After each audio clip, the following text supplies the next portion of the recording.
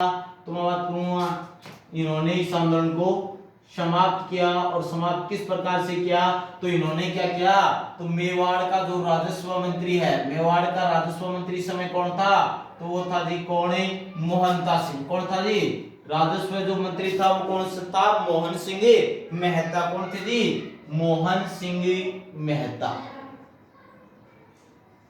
मोहन सिंह मेहता को बिजोलिया क्षेत्र में भेजा कि वो किसानों की प्रत्येक बात को स्वीकार कर लें। और इस समय जो मोहन सिंह मेहता राजस्व मंत्री होकर बिजोलिया गए, और बिजोलिया से जो नेतृत्व कर रहे थे इस समय वो कर रहे थे जी माणिक्य लाल वर्मा। कौन कर रहे थे जी, माणिक्य लाल वर्मा इस समय नेतृत्व कर रहे थे।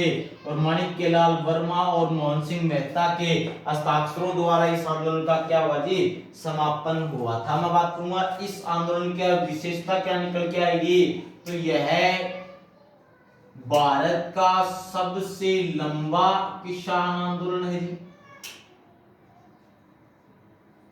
यह भारत का 5 मिनट, यह भारत का सबसे लंबा किसान आंदोलन। सेकंड नंबर में बात करूंगा एकमात्र अहिंसात्मक किसान आंदोलन। एकमात्र अहिंसात्मक का अर्थ यह है कि इसमें किसी भी प्रकार का लड़ाई झगड़ा नहीं हुआ, एकमात्र अहिंसात्मक आंदोलन।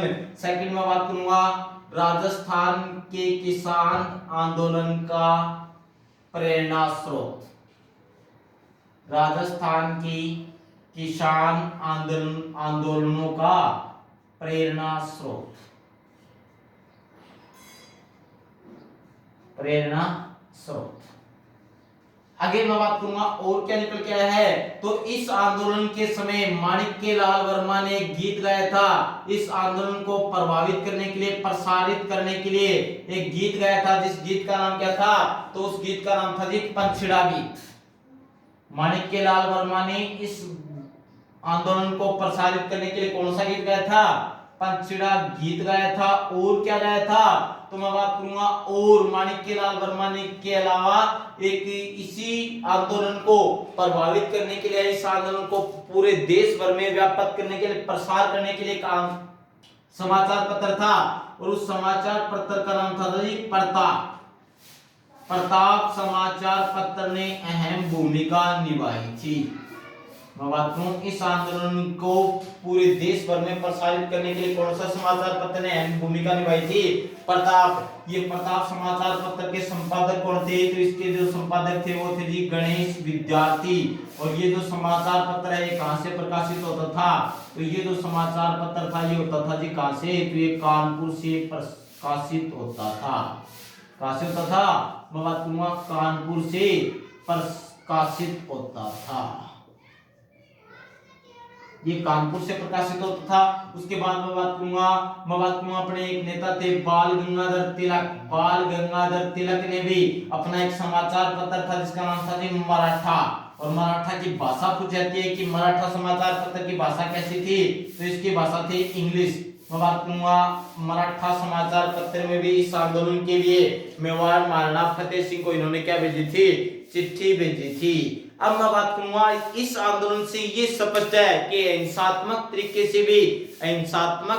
से भी क्या है, किसी भी आंदोलन को सफल बनाया जा सकता है। और इस आंदोलन ने ये भी बताया कि अगर मांगे सच्ची हो और नेतृत्व करने वाले सही हो, किसान अपनी मांगों पर अड़े रहे ना, तो सामंतवादियों को अपने घुटने टेकने पड़ेंगे। और इस आंदोलन ने संपूर्ण देश में एक राजनीतिक एकता या जागृति प्रदान की थी। इसके लिए अगर आपको दोस्तों मेरा बनाया हुआ वीडियो ठीक लगी तो जरूर इसे लाइक, शेयर और सब्सक्राइब करें। हाँ, इसमें कुछ कमियां हैं, कुछ बिंदु छूट गए हों या कुछ गलतियां हुई हों, मुझे नहीं लगता ऐसा हुआ है। अगर फिर भी आपको लगा हो किसी ने और प्रश्न, जरूर कमेंट बॉक्स में लिख के देवे। ओके, अगली क्लास में अपन पढ़ेंगे बैंगन किसान आंदोलन। तब तक के लिए धन्यवाद।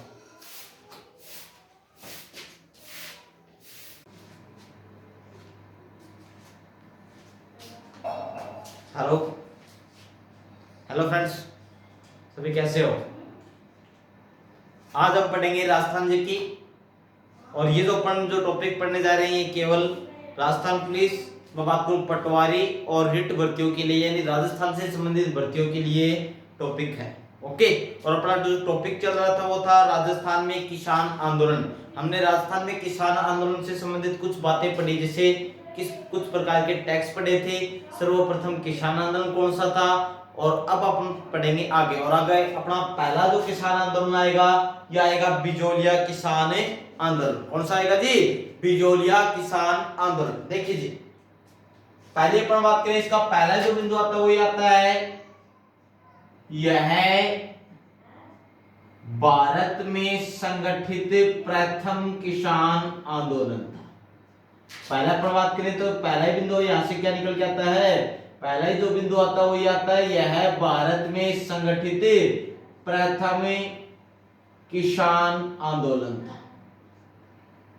यानी मैं बात करूं इससे पहले आंदोलन जरूर हुए होंगे भारत के अंदर, राजस्थान तो होने था फर्स्ट, लेकिन भारत की बात यहाँ पे चले, यानी भारत के अंदर इससे पहले आंदोलन जरूर हुए थे, लेकिन ऐसा संगठित किसान आंदोलन कभी नहीं हुआ था। यह राजस्थान का ही नहीं, अपितु मैं बात करूं भारत का भी प्रथम संगठित किसान आंदोलन था। सेकंड नंबर बात करेंगे इसी से बिंदु। अगला मैं बात करूंगा बिजोलिया जो है, ये जो क्षेत्र है ये मेवाड़ राज्य का प्रथम श्रेणी का ठिकाना था। मैं बात करूंगा श्रेणियों के अंदर ठिकाने विभाजित हुए थे, विभाजन होते थे, तो मैं बात करूं ये जो बिजोलिया है ये किस श्रेणी का ठिकाना था, तो प्रथम श्रेणी का ठिकाना था। यानी मेवाड़ के अंदर बिजोलिया जो है वो किस श्रेणी का ठिकाना था, प्रथम श्रेणी का ठिकाना था। सेकंड नंबर मैं बात करूंगा बिजोलिया का संस्थापक। ये जो बिजोलिया है इसके संस्थापक कौन थे, तो मैं बात करूं इसके जो संस्थापक थे ना वो थे अशोक परमार। अशोक परमार।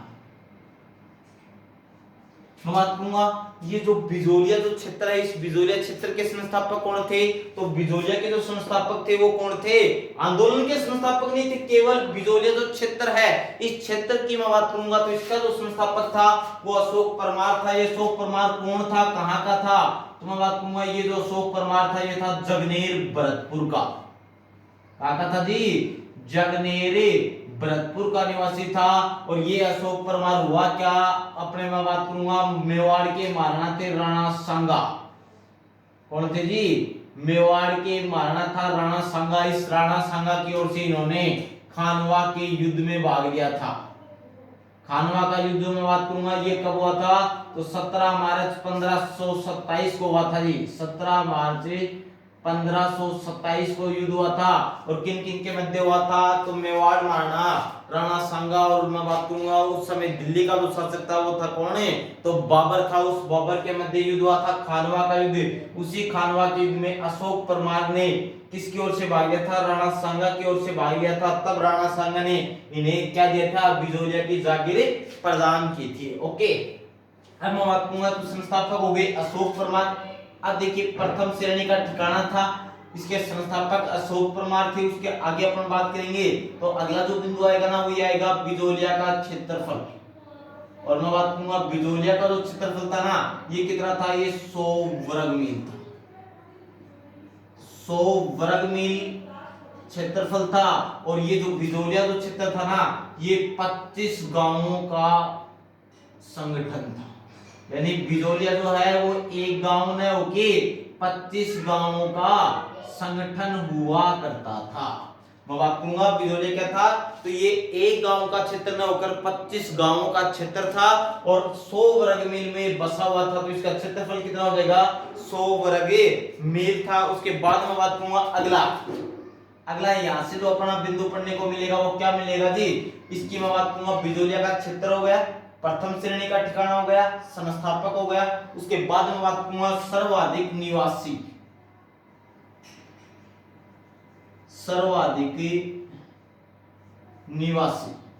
मैं बात करूंगा जो बिजोलिया जो क्षेत्र था इसमें सर्वाधिक निवासी जो थे ना वो कौन थे, तो यहाँ के जो सर्वाधिक निवासी हुआ करते थे वो हुआ करते थे धाकड़ जाति के किसान। धाकड़ जाति के किसान सीधा सा पूछा गया, बार-बार एक बार पूछा गया था कि मैं बात करूंगा बिजोलिया जो क्षेत्र था उसमें सर्वाधिक किसान किस जाति के थे, धाकड़ जाति के थे। अगली अपन बात करूंगा आगे आगे देखिए, अब देखिए जी, अगला अपन बात करेंगे आंदोलन का कारण। आंदोलन का कारण, ये जो किसान आंदोलन हुआ था इसका कारण क्या था? आंदोलन का कारण, और कारण जो अपन बात करेंगे ना, यहां से जो कारण निकल के आएंगे वो अपने पास 32 निकल के आएंगे मोटे तौर पर। हमने पहले बताया था हर राजस्थान में कितने भी का आंदोलन में, एक तो था 84 प्रकार की लाग, यानी 84 प्रकार के टैक्स, 84 प्रकार की लाग। सेकंड नंबर में बात करूंगा लाटा व कुंता कर। कौन सा? जो हमने पीछे की क्लास में पढ़े थे, टैक्स पढ़े थे, इससे पीछे क्लास हुई थी, टैक्स पढ़ाए थे, उसमें मैंने बताया तो लाटा व कुंता कर की कठोरता से पालन करना। मैं बात करूंगा जो ब्रिटिश जो गवर्नमेंट थी वो क्या थी, लाटा व कुंता जो कर था ना, इसका कठोरता से पालन करवा रही थी, कठोरता से पालन। ये दो कारण थे, एक तो मैं बात करूं यहाँ के किसानों से 84 प्रकार के टैक्स लिए जा रहे थे। सेकंड लाटा व कुंता प्रकार जो टैक्स था, लाटा व कुंता। लाटा क्या था, इसके अंदर जो है अंग्रेज अधिकारी खेत के अंदर आ जाता था और जैसे फसल निकाली जाती थी तुरंत अपना राज्य का हिस्सा तोड़कर ले जाता था। कुंता कर क्या था, खड़ी कर का, मैं बात करूं खड़ी फसल का अनुमान लगा के कि अब की बार आपके खेत में कुल 100 बोरियां होंगी, आप 50 बोरियों में पहुंचा देना। हो सकते हैं ओले बारिश के कारण वो 100 बोरी न होके 40 बोरी हो जाए तो भी 50 पहुंचानी होती थी। इसी कारण से इस जो कर था कुंता कर, ये सबसे ज्यादा महंगा कर था और इसी के मैं बात करूंगा विरोध में आंदोलन हुए थे। तो कारण क्या हो गए, एक तो 84 प्रकार की लाग बाग, सेकंड लाटा व कुंता कर की कठोरता से पालन करना। अब देखिए जी आंदोलन की चरण।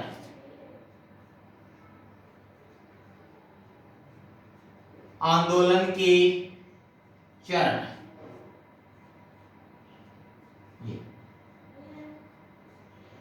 मैं बात करूंगा जो जो अपना विजोलिया किसान आंदोलन था, ये 3 चरणों में विभाजित हुआ था। क्या था जी, ये 3 चरणों में विभाजित हुआ था। कैसे कैसे, कहां से कब तक? मैं बात करूंगा प्रथम चरण, मैं बात करूंगा ऐसे ही प्रथम चरण, प्रथम चरण, और प्रथम चरण मैं बात करूंगा द्वितीय चरण, द्वितीय चरण, और तीसरा अपना आएगा जी तृतीय चरण, द्वितीय और तृतीय। मैं बात करूंगा प्रथम जो चरण हुआ था वो हुआ था जी 1897 से लेकर 1914। सेकंड में बात करूंगा 1914 से 1927, और तीसरा जो आएगा वो आएगा 1927 से 1941।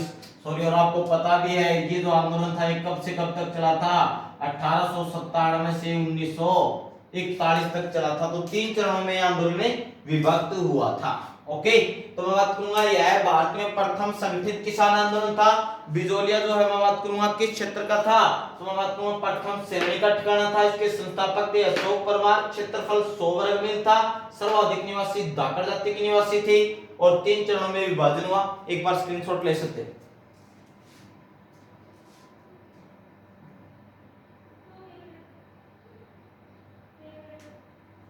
चले आगे, नेक्स्ट।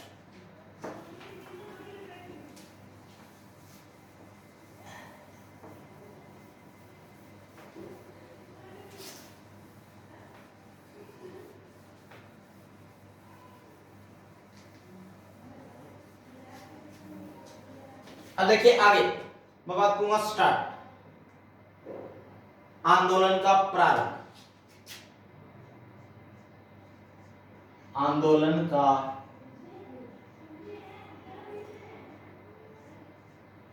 प्रारंभ।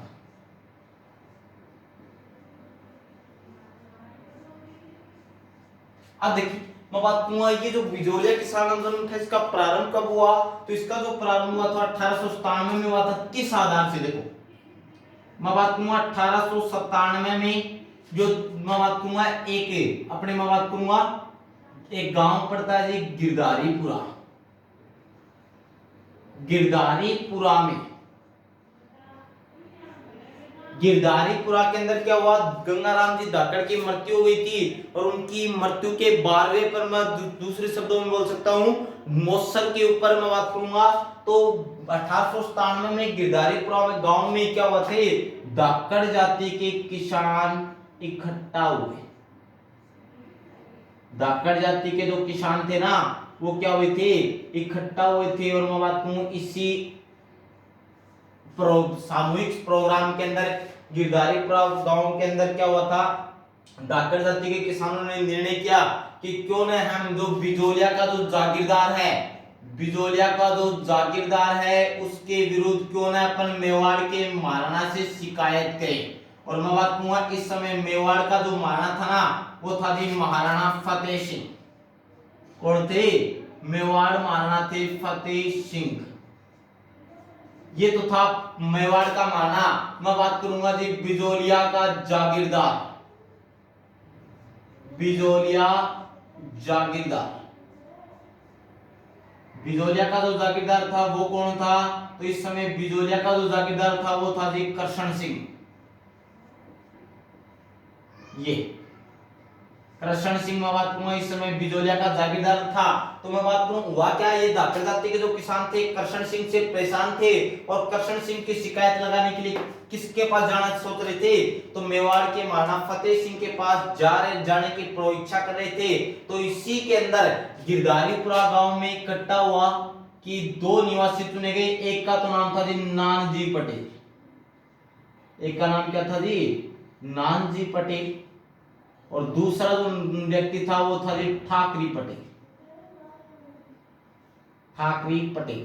मैं बात करूंगा एक बार इनका स्थान पूछा गया कहां के निवासी थे, तो नानजी जो पटेल था ये था बेरीशाल का निवासी, बेरीशाल। और मैं बात करूंगा ठाकरी जो पटेल था ये था गोपाल गांव का निवासी, तो गोपाल निवासी ठाकरी पटेल। तो मैं बात करूंगा ये दोनों नानजी पटेल व ठाकरी पटेल को चुना गया इस सामूहिक प्रोग्राम के अंदर गिरधारीपुरा में कि नानजी पटेल व ठाकरी पटेल जो हैं वो राव करशन सिंह की शिकायत लगाने के लिए किसके पास जाएंगे, तो ये दोनों जाएंगे जी किसके पास, तो मेवाड़ महाराणा फतेह सिंह के पास जाएंगे। जब इन्होंने इन दोनों व्यक्तियों ने जाकर मेवाड़ महाराणा को बिजोलिया के जो जुल्म ढाए जा रहे थे करशन सिंह के द्वारा, इन जुल्मों से अवगत कराया, तो करशन सिंह ने इनकी शिकायत के लिए, इनकी शिकायत जांच के लिए, शिकायत जांच के लिए मैं बात करूंगा एक व्यक्ति को नियुक्त करता है और उस व्यक्ति का जो नाम है ना वो है जी हामिद हुसैन। हामिद हुसैन को नियुक्त किया और ये जो हामिद हुसैन था ये क्या हुआ था, मैं बात करूं इनकी शिकायतों की सुनवाई के लिए, इनकी शिकायतों की जांच करने के लिए बिजोलिया क्षेत्र में आया और इसने देखा कि जो किसानों ने जो शिकायत की वो क्या है, यथाकथित बिल्कुल सत्य है, मैं बात करूंगा संभव है। तो इसकी जांच के लिए हामिद हुसैन ने इनकी शिकायतों को सही बताया और सही बता कि ये रिपोर्ट जो है वो किसको पहुंचा दी, मैं बात करूंगा मेवाड़ के महाराणा फतेह सिंह के पास पहुंचा दी। लेकिन हुआ क्या, मेवाड़ महाराणा फतेह सिंह ने राव करशन सिंह के ऊपर कोई भी कार्यवाही नहीं की और जब उन्होंने कोई भी कार्यवाही नहीं की तो करशन सिंह के जो है क्या हो गए थे जी, हौसले बुलंद हो गए थे, करशन सिंह के हौसले बुलंद हो गए।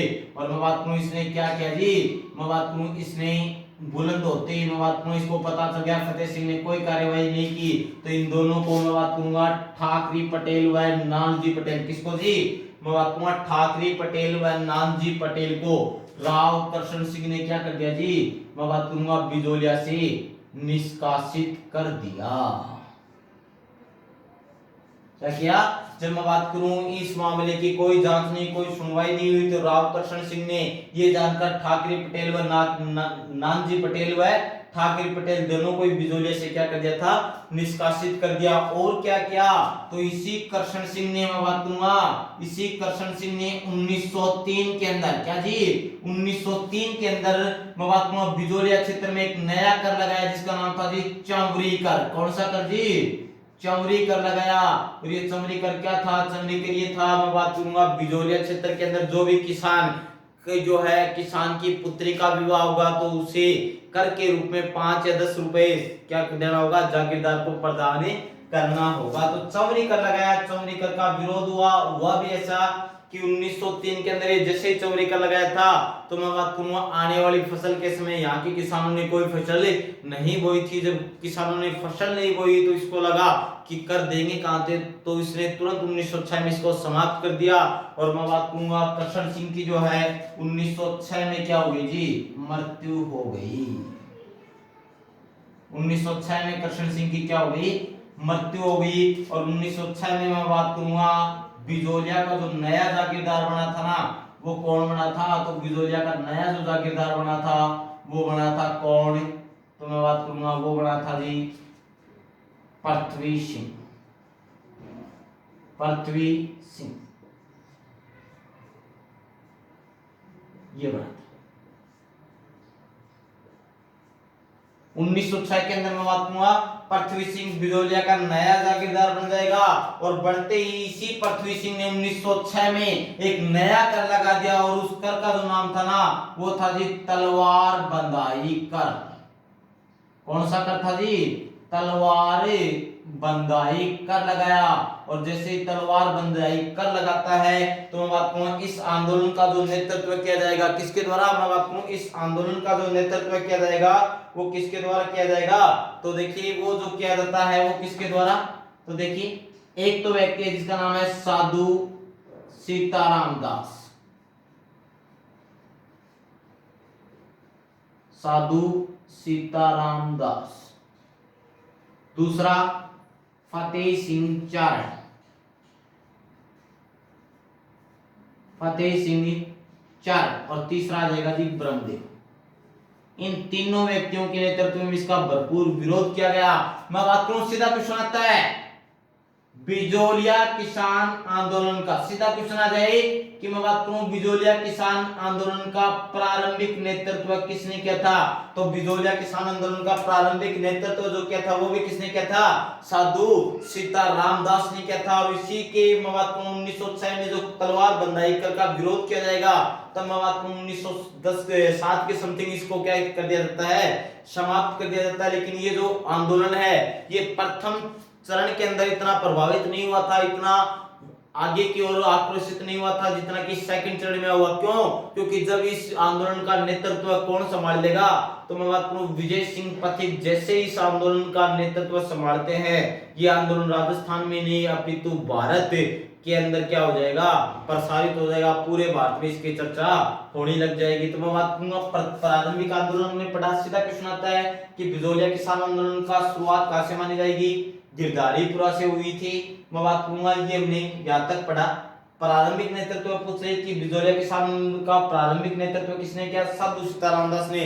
लेकिन महत्वपूर्ण क्वेश्चन आता है किसका नेतृत्व किया किसने था, तो सीधा उत्तर आ जाएगा जी विजय सिंह पथिक ने। ओके 2 मिनट स्क्रीन शॉट ले सकते हो।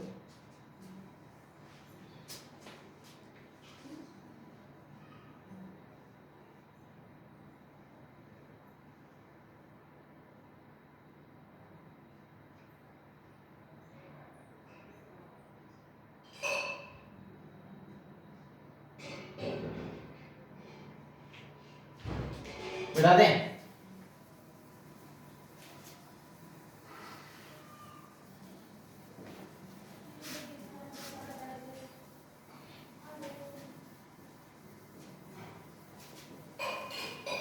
अब देखिए आगे, अब यहां पे जो आएगा ना व्यक्ति वो आएगा जी कौन, तो वो आएगा विजय सिंह पथिक।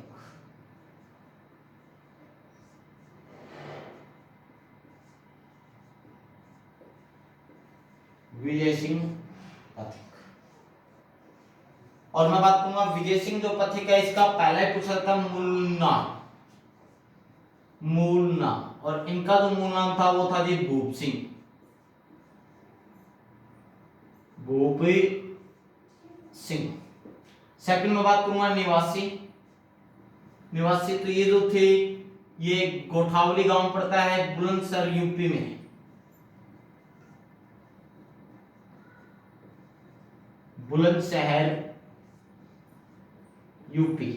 मैं बात करूं ये कहां के निवासी थे, तो बुलंदशहर यूपी के ये निवासी थे। अगले चरण की अपन बात करेंगे आगे चलकर। ये बुलंदशहर के निवासी थे, यूपी के थे। और मैं बात करूं उनका मूल नाम था वो था भूप सिंह। अब हुआ क्या 1907 के अंदर, 1907 में ये अपने भारत के दो क्रांति थे, एक का तो नाम था सचिंदर सान्याल, क्या नाम था जी, सचिंदर सान्याल, और दूसरा था जी रास बिहारी बोस। कौन था दूसरे अपने भारत के क्रांतिकारी थे, रास बिहारी बोस। इन दोनों के संपर्क में आए और यहां से इन्होंने अपनी क्या थी क्रांतियों में जो अपनी गतिविधि प्रदान की थी। हुआ क्या, जो मैं बात करूंगा इसी रास बिहारी बोस ने इन्हें मैं बात करूं राजस्थान में क्रांति के लिए मैं बात करूंगा अपना एक निवासी था राजस्थान का गोपाल सिंह खरवा के पास भेजा था। इसी रास बिहारी बोस ने इन्हें राजस्थान में क्रांति संभालने के लिए किसके पास भेजा था, गोपाल सिंह खरवा के पास ये आए थे और यहीं से इन्होंने यहाँ पे आकर क्या क्या था राजस्थान में क्रांति की प्रारंभ किया था यहाँ से। अब देखिए मैं बात करूंगा प्रारंभिक आगमन कि राजस्थान में सर्वप्रथम कहां पे आए थे, प्रारंभिक आगमन। मैं बात करूंगा जो विजय सिंह पथिक थे ये राजस्थान में सर्वप्रथम जब आए थे ना तो ये आए थे 1916 में। मैं बात करूंगा एक बाणा गांव पड़ता है और ये बाणा गांव जो पड़ता है ना ये पड़ता है जी राजसमंद में। सर्वप्रथम कहां पे आए तो बाणा गांव राजसमंद में आए और यहां से ये जो आए थे ये कहां पे चले गए, चित्तौड़ में चले गए और चित्तौड़ के अंदर एक संस्था थी जिसका नाम था हरिभाऊ किक्कर की। किसकी संस्था थी जी, विद्या प्रचारणी सभा, ये एक संस्था थी और किसकी थी तो मैं बात करूंगा ये जो संस्था थी ये थी हरिभाऊ किंकर की। हरिभाऊ किंकर की ये संस्था थी और हरिभाऊ किंकर की जो संस्था थी 1917 के अंदर मैं बात करूंगा 1917 में विद्या प्रचारणी सभा से जुड़ गए और मैं बात करूं विद्या प्रचारणी सभा में इनकी जो मुलाकात हुई थी वो कहां किससे हुई थी, साधु सीताराम दास से हुई थी। किसके साथ हुई थी, साधु सीताराम दास के साथ 1917 में इसी चित्तौड़गढ़ में इनकी मुलाकात हुई सीताराम दास से और सीताराम दास ने इन्हें क्या कर दिया जी, बिजोलिया किसान आंदोलन का नेतृत्व दे दिया, बिजोलिया का नेतृत्व प्रदान किया। तो सीधा क्वेश्चन आ जाए कि मैं बात करूं विजय सिंह पथिक को बिजोलिया किसान आंदोलन का नेतृत्व कहां पर प्रदान किया गया था तो चित्तौड़गढ़ में प्रदान किया गया था। किसके द्वारा किया गया था, साधु सीताराम दास के द्वारा किया गया था। अब देखिए हुआ क्या, जैसे इन्होंने बिजोलिया किसान आंदोलन का मैं बात करूं बिजोलिया जो किसान आंदोलन थी इन्होंने जैसे बिजोलिया किसान आंदोलन का नेतृत्व संभालते ही इन्होंने 1917 के अंदर 1917 के अंदर बेरीशाल गांव के अंदर इन्होंने किसकी स्थापना की जी तो मैं बात करूंगा बेरीशाल गांव के अंदर इन्होंने एक संगठन बनाया जिसका नाम था जी ऊपर माल पंच बोर्ड। ऊपर माल पंच बोर्ड की स्थापना की और मैं बात करूंगा ऊपर माल पंच बोर्ड की स्थापना की और इसका जो प्रधान बनाया गया था ना, इसका प्रधान या सरपंच वो बनाया गया था जी किसको तो वो बनाया गया था जी मन्ना पटेल को, मन्ना पटेल। ओके, और क्या हुआ था तो मैं बात करूं इन्होंने जो आंदोलन का केंद्र बिंदु था विजय सिंह पथिक ने क्या किया था, मैं बात करूंगा आंदोलन का जो केंद्र बिंदु बनाया वो केंद्र बिंदु जो बनाया था वो बनाया था किसको तो इन्होंने केंद्र बिंदु बनाया था जी उम्मा जी के खेड़े को। इन्होंने जो बिजोलिया किसान आंदोलन का जो केंद्र बिंदु है वो किसको बनाया था तो इन्होंने बनाया था जी उम्मा जी का खेड़ा,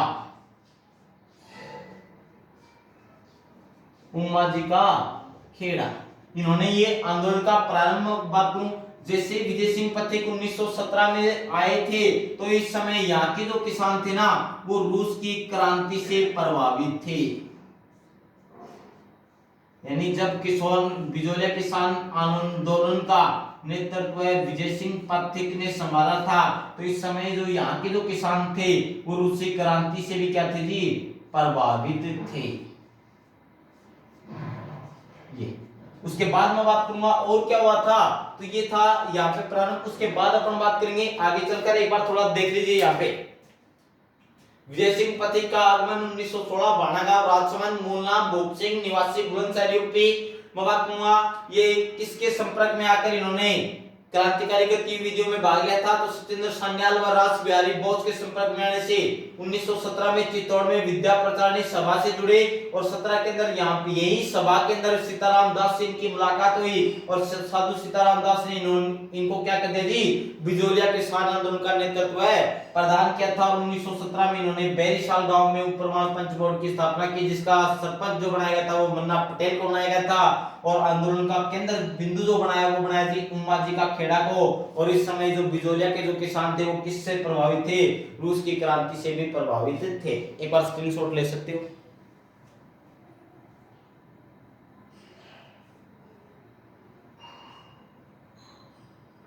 चले आगे नेक्स्ट।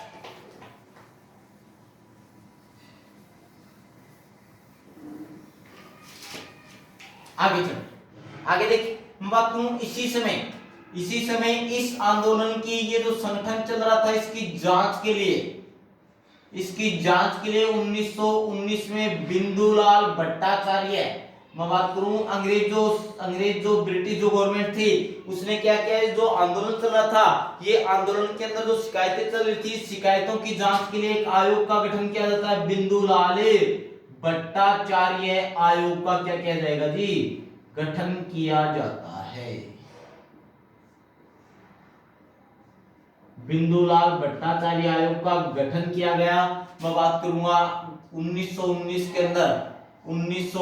के अंदर पथिक जी ने वर्धा एक स्थान पड़ता है जी, वर्धा, और ये वर्धा जो पड़ता है ना ये कहां पे पड़ता है, तो ये वर्धा पड़ता है जी महाराष्ट्र में। वर्धा महाराष्ट्र से एक समाचार पत्र प्रकाशित किया था, और उस समाचार पत्र का जो नाम था ना वो क्या नाम था, तो उसका जो नाम था वो था राजस्थान केसरी। सीधा बार एग्जामों में पूछाता है कि राजस्थान केसरी नामक समाचार पत्र का प्रकाशन किसने किया था, तो विजय सिंह पथिक ने किया था। कब, 1919 के अंदर किया था। और मैं बात करूं कहां से किया था, तो विजय सिंह पथिक ने वर्धा से किया था। और क्या हुआ था, तो 1919 में इन्होंने वर्धा महाराष्ट्र में ही एक मैं बात करूं संस्था की स्थापना की थी। 1919 में इन्होंने वर्धा महाराष्ट्र में एक संस्था की स्थापना की थी, और उस संस्था का नाम था जी राजस्थान सेवा संघ। राजस्थान सेवा संघ की स्थापना की जाएगी कब, 1919 में की जाएगी महाराष्ट्र में। लेकिन 1920 में इस संस्था को जो है मैं बात करूं इसी संस्था को 1920 में कहां पे स्थापित कर दिया जाएगा, अजमेर में स्थापित कर दिया जाएगा। राजस्थान सेवा संघ की स्थापना किसने की थी, विजय सिंह पथिक ने की थी। 1919 में वर्धा महाराष्ट्र में की थी, लेकिन 1920 में इसको कहां स्थापित कर दिया जाएगा, 1920 में अजमेर कर दिया जाता है। मैं बात करूंगा अपने गांधी जी ने क्या किया था, तो गांधी जी ने अहमदाबाद एक अधिवेशन हुआ था, और उस अहमदाबाद अधिवेशन में गांधी जी ने बिजोलिया के किसानों को क्षेत्र छोड़ने की बात कही थी। क्या कहा था जी, इन्होंने बिजोलिया के जो किसान थे उन पर हो रहे अत्याचार के विरुद्ध ये कहा था कि यहाँ के जो किसान हैं वो क्षेत्र छोड़ दें, तो क्षेत्र छोड़ने की बात कही थी। अब देखिए हुआ क्या, मैं बात करूं एक ब्रिटिश व्यक्ति बिंदुलाल भट्टाचार्य आयोग की रिपोर्ट के अनुसार एक मैं बात करूं ब्रिटिश व्यक्ति आएगा, और मैं बात करूंगा जो उस व्यक्ति वो कब आएगा, तो 4 फरवरी 1922 को। मैं बात करूं बिंदुलाल भट्टाचार्य आयोग का गठन होने के बाद इन्होंने अपनी रिपोर्ट 1922 में ब्रिटिश गवर्नमेंट के समक्ष पेश की, और इस रिपोर्ट के आधार पर ब्रिटिश का एक एजेंट टू गवर्नर जनरल, मैं बात करूंगा agent to governor general Robert Holland यहाँ पे बिजोलिया में आएंगे। और रॉबर्ट हॉलैंड जब आएंगे ना, तो रॉबर्ट हॉलैंड व यहाँ के किसानों के मध्य क्या होगा, एक समझौता होगा। लेकिन मैं बात करूंगा मेवाड़ महाराणा ने इसकी कोई अनुपालना नहीं की जाएगी। मैं बात करूंगा 4 फरवरी 1922 को एचजी रॉबर्ट हॉलैंड और किसानों के मध्य एक समझौता हुआ था और समझौते के तहत यहाँ पे कुछ लाल बागें छोड़ी गई थी, लेकिन मेवाड़ के महाराणा द्वारा इसकी कोई भी समझौता का पालन नहीं किया जाएगा, जिसके कारण यह समझौता जो है विफल हो जाता है। मैं बात करूंगा 1927 के अंदर 1927 में विजय सिंह पथिकजी जो है इस आंदोलन से अलग हो जाएंगे। पथिकजी जो है आंदोलन से अलग हो जाएंगे। और मैं बात करूंगा इस आंदोलन का जो नेतृत्व करेगा वो कौन करेगा, तो मैं बात करूं 1927 में इसका नेतृत्व जो संभालेंगे वो कौन हो जाएंगे, वो संभालेंगे जी माणिक्यलाल वर्मा। यानी 1927 के अंदर इसका जो नेतृत्व है वो कौन करेगा, तो वो करेगा जी माणिक्यलाल वर्मा, यहां से इसका नेतृत्व है संभालेंगे ये। उसके बाद मैं बात करूंगा 1931 के अंदर 1931 के अंदर इसका जो नेतृत्व है वो कौन करेगा, तो इसका नेतृत्व करेंगे जी जमनालाल बजाज। 1931 के अंदर इसका जो नेतृत्व है बिजोलिया किसान आंदोलन का जो नेतृत्व किया जाएगा वो किसके द्वारा किया जाएगा, 1931 में किया जाएगा जमनालाल बजाज के द्वारा। और जमनालाल बजाज जैसे इसका नेतृत्व है संभालते हैं 1931 के अंदर मेवाड़ पीएम है, मेवाड़ पीएम जिसका नाम है जी सुखदेव सिंह। मेवाड़ पीएम सुखदेव सिंह और जमनालाल बजाज के मध्य एक समझौता किया जाएगा और उस समझौते की भी कोई अनुपालना नहीं की जाएगी। ओके, तो यहां तक हमने पढ़ा, देख लीजिए एक बार। नेक्स्ट चले आगे, एक बार स्क्रीनशॉट ले सकते हो।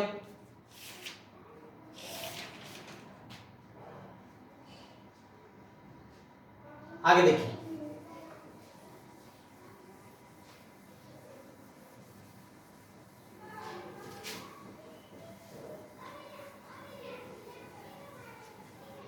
देखिए आगे आंदोलन का पट्टाक्षेप,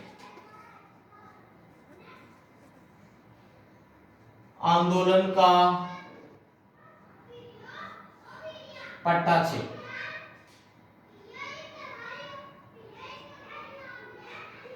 पट्टाक्षेप का अर्थ है कि आंदोलन समाप्त किस प्रकार से हुआ, तो इसका जो समाप्ति हुआ था वो हुआ था जी 1941 में हुआ था। और किसने किया था, तो इस समय मैं बात करूंगा मेवाड़ के जो पीएम थे वो थे सर टी विजय राघव विजयचार्य। मेवाड़ जो पीएम थे वो कौन थे, तो सर टी विजय राघवाचार्य। इन्होंने इस आंदोलन को क्या किया जी,